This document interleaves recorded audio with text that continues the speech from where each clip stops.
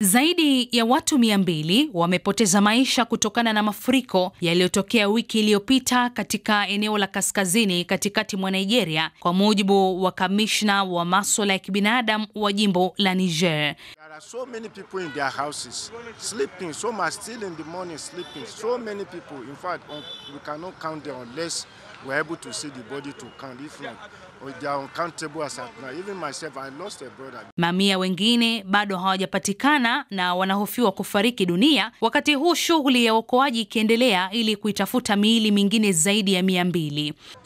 My house, I have about 11 rooms. All were destroyed.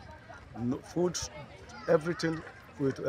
Although it did not the life were escape, nothing happened. But my properties all were being gone. Mji mdogo wa Mokwa ulio karibu na mto Niger ndio umeshuhudia athari kubwa zaidi, ambapo miili ya watu imebebwa na maji kufuatia mkondo wa mto huo, hali inayofanya kuwa vigumu kuipata miili hiyo kwa uharaka. Mji wa Mokwa ni kiungo kikuu cha kibiashara kati ya wafanyabiashara wa kusini na wazalishaji wa mazao ya kilimo wa kaskazini mwa Nigeria.